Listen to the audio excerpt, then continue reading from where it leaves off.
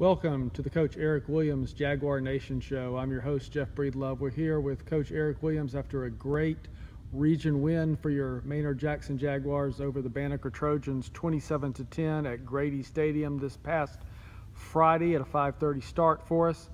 Coach, very important to come right back after the loss to Carver and get right back in the win column. Yes, I felt like it was very important for us to come back out, and play a great game. We had a big crowd. It was cluster night. We had a lot of our future Jaguar students there in attendance, and we just wanted to go out and put on a great show for them. It was a great crowd.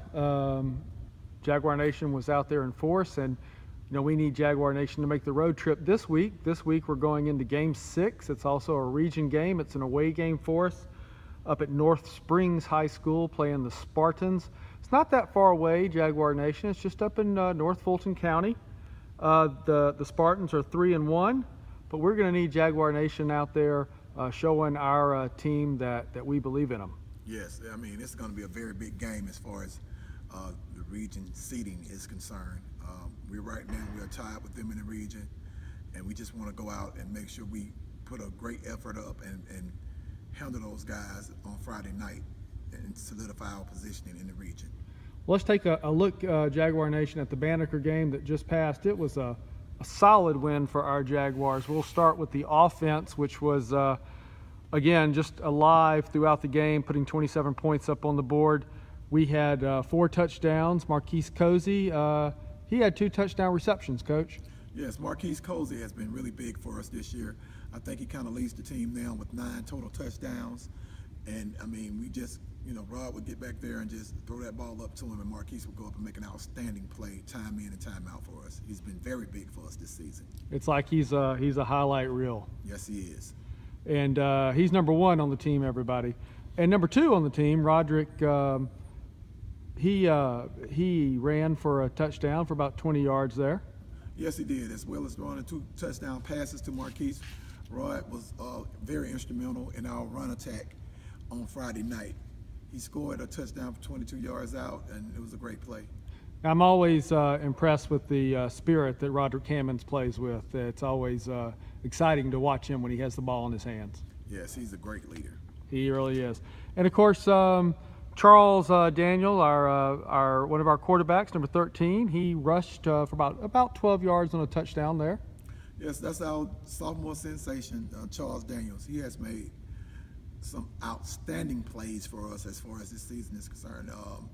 He had a very big game against East Coweta. He didn't get a chance to play that much in the short week versus Carver, but he came out strong and made a couple of big runs for us, as well as that touchdown run that you just mentioned. Well, clearly he's laying some solid foundational work to carry this program forward for several years ahead. Yes. And as high-powered as we were putting the ball in the end zone, I don't think any of that would have happened without one of the strongest games that we saw consistently for 4 quarters from our offensive line.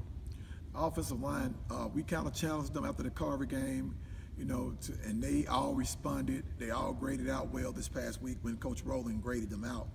And the guys really played a physical game on Friday night and really was very instrumental in the win. It's always just awesome for me when I'm on the sideline. I watch these guys.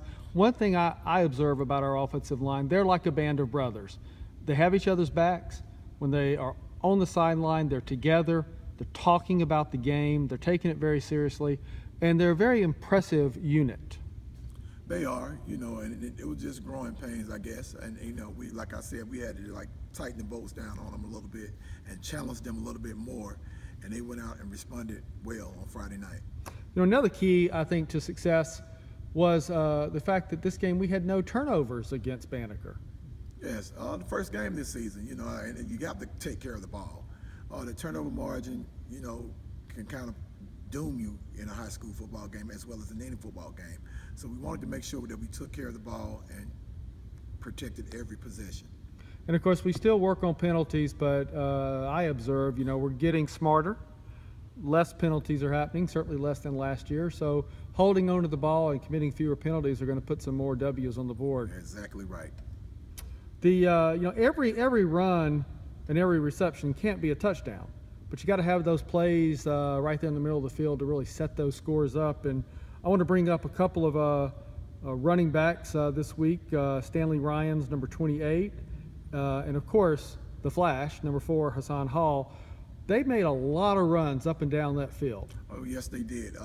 Flash and Stanley Ryan's, they both made some strong runs for us. You know, once we got the lead, we wanted to just run that ball, and then you know, we kind of felt like Banneker was getting kind of tired, and we just started to pound that ball and pound that rock, and we just kept telling them to grind, and they responded well.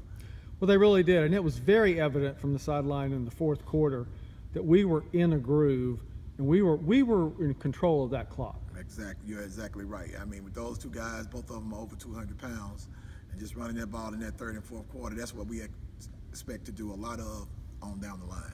Well, it's clear that I think we've established that we have a running game and can compete with anybody in this region. Yeah, and what we want here, we want, you know, although in the past we were more of a passing team, we want more balance. You know, we want to be at least about 50-50, 60-40 pass to run ratio. That brings the winning, that gets you to the playoffs, Coach. You're exactly right, Jeff. That's right. Now, you know, there were some great catches in between touchdowns too, and I want to highlight number 5, Rashad Jordan. Several great catches to put us in scoring position. Oh, that's right. Rashad Jordan, once again, he's been outstanding for us this year. And he also had to move over to the other side of the ball and start on defense at defensive back. He had an outstanding game there, as well as making some great catches to set us up for some great scoring opportunities during the game. Now, of course, the other side of the ball was equally important this past Friday night against Banneker. I mean, we held Banneker to 1 touchdown and a field goal. That's pretty good. Yes, we pretty much shut them out the second half. We really did, and you know, there were 2 interceptions in this game. Number 7, Kobe Dixon had an interception, and number 21, Tanelia Stinson, also had a steal. Right, and you know, for Kobe to be playing defensive line and to get an interception, and I think he had like a 30 or 40-yard return. He did a great job. And Tanelius, the ball was batted in the air on his interception. He went down and made a great catch and great grab to get us that ball. But you know, Kobe Dixon, number 7, he wasn't finished with 1 interception. He also, besides just playing great, he had a fumble recovery too. Yes, he had a fumble recovery for another potential score.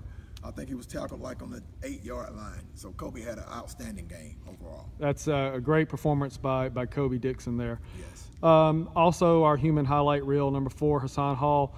Let me tell you, he lit some guys up with some solid hits on defense. You know, right now, I think that's becoming his signature and his trademark. I mean, he is controlling the center of the field on defense.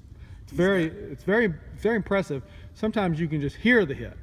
You're exactly right. I mean, he's coming downhill, and he's relatively new to the defensive side of the ball, especially playing free safety. So he's back there, he's putting people in position, and he's coming downhill, and he's really laying some tough hits on some guys. Before we leave defense, I want to bring up one more player, number 8, Tony Hines. Played solid defense throughout the game. Tony Hines, yes, he did. He set a great edge for us as far as stopping Banneker with running their sweeps. He made a couple of big-time hits on special teams that really set the tone for the second half. You know, Coach, I always reflect at halftime, and it's always a privilege to be in the locker room and listening to you guys and the different leadership postures you guys take as coaches at halftime. And you know, this week was a little different than last week, but one thing I notice about your Jaguars is they come out very inspired at the end of these halftime talks, no matter the tone. And this past week was no different. They came out in the second half and they owned that second half. I mean, you're exactly right. Sometimes we just have to go back in there and recharge their batteries and get them refocused, you know, and get them on the straight and narrow path as far as what it takes for us to go out to be successful. You know, I think these guys, they work so hard. It's been very hot. I thought football was a fall sport myself, but it's been hard on these guys conditioning, and I think sometimes as they physically get tired in the game, they get themselves emotionally and mentally recharged at halftime. And I think, you know, we're getting a reputation as a second half team. Right. You know, first of all, you know, that was our first 5:30 game. And it was like 90-something degrees at 5:30, you know, and we still kind of got off to a good start. And what we decided to do as a coaching staff, you know, we have a lot of depth here. So we want to play people early and keep people fresh. keep our guys hydrated on the sideline. I think we did a good job of that on Friday night. And when the second half started, it kind of cooled off a little bit. The sun went down, and we were re-energized, and we had an opportunity to come out there and play some great football. Coach, I think it's great that you mentioned that whole squad. You have a whole group of folks on the sideline, student athletes themselves in a way. They provide great support to the football team with the water, taking care of the football. It's just managing the team from an administrative point of view so the coaches can do their coaching. And all those students, they mean every bit as much in these wins as anybody else does. Yeah, you're exactly right. I mean, my managers are like my school daughters. I love them to death. They're very supportive, and they're all athletes themselves, so they know what the expectation is. They know how guys should be channeled and their focus and where their focus should be. They're not just in the way because they're student athletes themselves, so they know how to respect the game and respect the process. They're an important part of the sideline every week. Special teams this week, we want to highlight one player, number 22, Sean Dickerson. He had a big game blocking a punt. Yeah, Sean set the tone for us in the second half.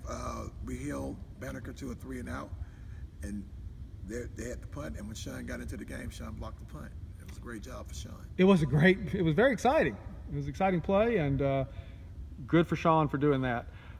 So, folks, we're going to share a little bit about a special activity in the game against North Springs coming up. It's a touchdowns against cancer game.